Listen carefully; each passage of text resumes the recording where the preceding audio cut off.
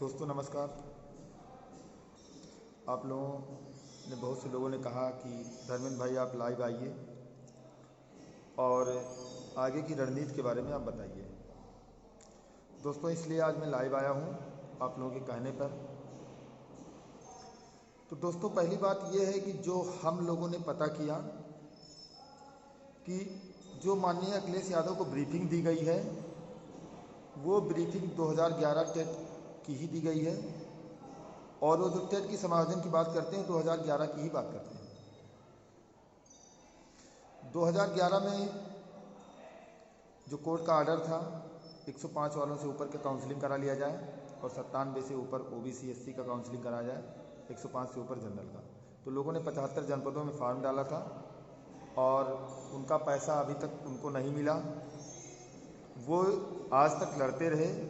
इसकी जितनी भी तारीफ की जाए कम है, क्योंकि संघर्ष ही व्यक्ति को सफलता के मार्ग पर ले जाती है।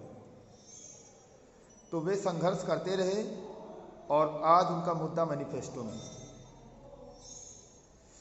69,000 जो प्रकरण है इसमें हमारे दो मुद्दे पैरेलल चल रहे थे। एक आरक्षण का मुद्दा था, एक 22,000 का मुद्दा था।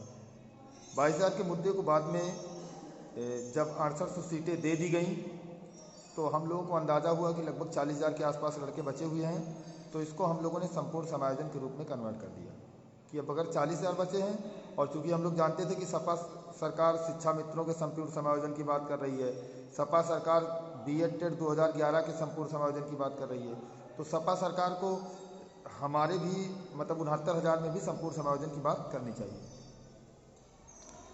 अभी हाल ही में हम लोग लखनऊ गए थे, वहाँ पर हम लोगों ने अधिकारियों से बात की तो 6800 पे क्या स्टैंड है, 27-21 पे क्या स्टैंड है और हम लोगों पे क्या स्टैंड है। तो उन्होंने कोई स्टैंड खुलकर नहीं बताया, लेकिन ये बताया कि जितना आरक्षण वाला मामला था वो हमने सॉल्व कर दिया है, अब इससे ज़्यादा आरक्षण कुछ नहीं है। हमने कहा कि और भी हमारे साथी हैं जो 27-21 की बात कर रहे हैं, 19,000 सीटों का घोटाला हुआ। तब वो पूछने लगा कि ये बताओ तुम लोग किस वर्ग से हो। तो हम लोग बोले कि जनरल वर्ग से हैं। तो बोला ये बताओ कि जनरल वर्ग के 19,805 लड़के सिलेक्ट हुए थे, तो अगर 19,000 सीटों का घोटाला हुआ होता तो एक भी ना तुम लोग सिलेक्ट होते। जो हुआ था वो दे दिया गया है।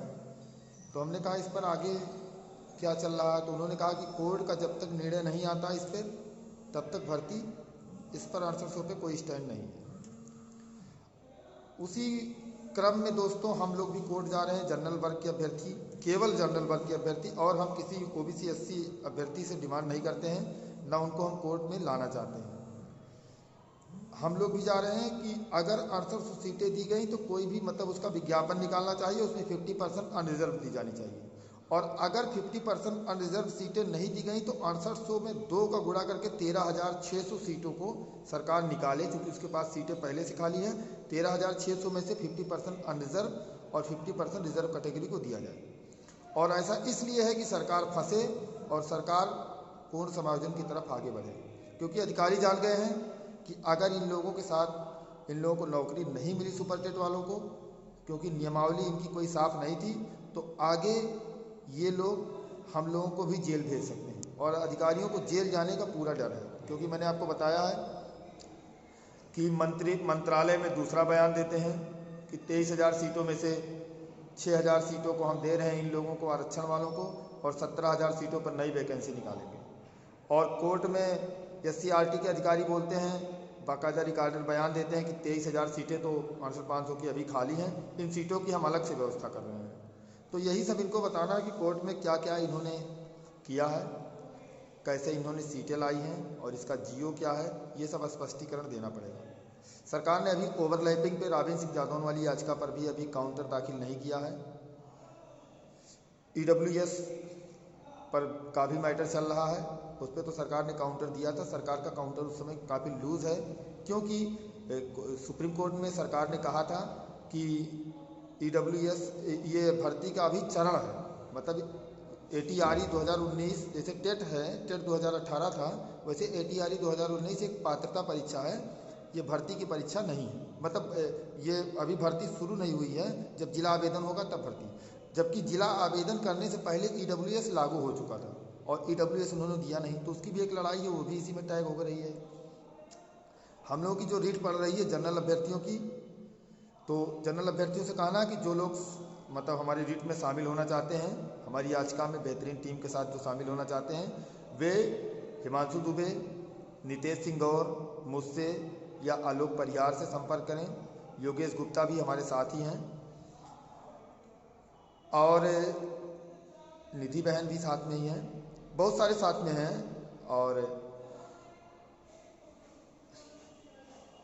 जो हाँ, अब और सभी वर्गों के साथियों से निवेदन है कि देखो, अखिलेश यादव जी जहाँ जाते हैं, आप लोग के ज़िले में आपको पता होगा कि हमारे यहाँ आने वाले हैं, तो आप लोग हमसे संपर्क कीजिए, हम आपको वहाँ पर लड़कों को प्रोवाइड कराएंगे, क्योंकि हर जनपद में 10-20 लड़के हम लोगों के कांटेक्ट लिस्ट में हैं और हम उनसे फ़ोन करके कहेंगे कि आप भैया जाइए और वहाँ पर उनको बैनर दिखाइए कि अगर आप टेट का समायोजन कर रहे हैं तो सुपर टेट का समायोजन करना पड़ेगा, नहीं तो हम लोग एक बहुत बड़ा आंदोलन लखनऊ में करेंगे।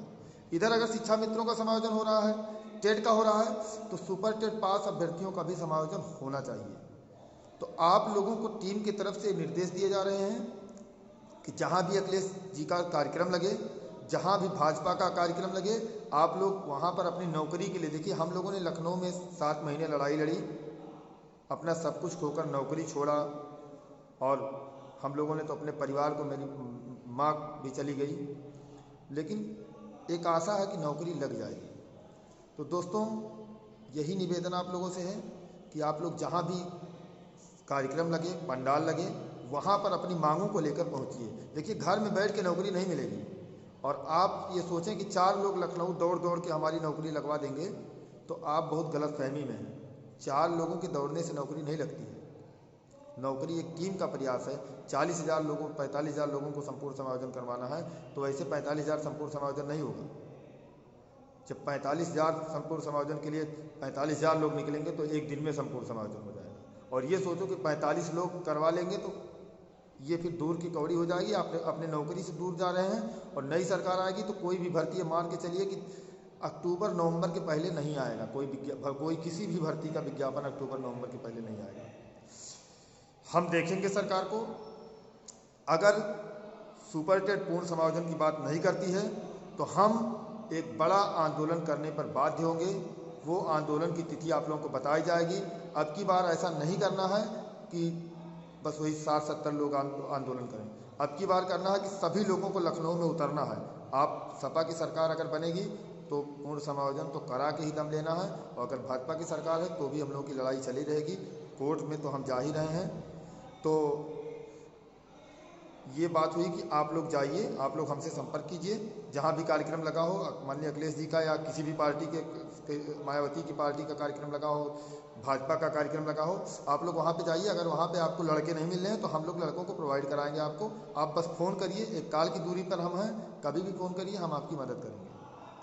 और वहाँ पे उनको बैनर दिखाइए, अपना जो ज्ञापन है आप बोलिए, हम PDF आपको सेंड कर देंगे। आप उनको अपना PDF दीजिए कि हम सुपर टेट पास अभ्यर्थी हैं और हमारा काम कीजिए, हम भी लाइन में हैं। तो आप लोगों को ये काम बताया जा रहा है। हाँ, जो जनरल वर्ग के अभ्यर्थी हैं, जो याचिका में शामिल होना चाहते हैं, वे शीघ्र ही याचिका में शामिल हो जाएं। हिमांशु भाई से बेस्ट जो हमारी टीम है, हिमांशु भाई, नितेश भाई, आलोक सिंह परिहार और मैं हूँ, और योगेश भाई हैं, निधि जी हैं, बहुत सारे लोग हैं। और कुछ लोग ये भी बोलते हैं कि आप लोग अलग हो गए। नहीं, शिखा दीदी का बहुत सम्मान है, विवेक भाई मेरे बहुत अच्छे दोस्त हैं, मलकीत भाई, अरविंद भाई, सब दोस्ती हम लोगों में, थोड़ा हम लोगों में मतलब अलग वो मतलब मनभेद नहीं है, मतभेद भले हो सकता है, वो भी कुछ नहीं है, समय के साथ उसको सही कर लिया जाएगा। तो जो साथ में याचिका में शामिल होना चाहते हो जल्द संपर्क करें हिमांशु भाई से, मुझसे या नितेश भाई से, आलोक परिहार भाई से, और सभी वर्गों के अभ्यर्थियों से, जनरल से लेकर OBC SC सभी वर्गों के अभ्यर्थी तैयार रहिए। ये याचिका पड़ रही है कि सरकार फंसे, अधिकारियों को डर हो और वे संपूर्ण समायोजन की तरफ आगे बढ़ें।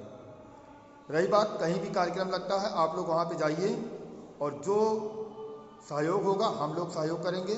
आप वहाँ पे जाइए और हम लोगों पे कॉल कीजिए, व्हाट्सएप कीजिए कि भैया हम यहाँ के हैं, फला जगह के हैं, फिरोजाबाद से हैं, टुंडला से हैं या आगरा से हैं, कहीं भी के हो आप, कि भाई हमें यहाँ पे लड़कों को चाहिए।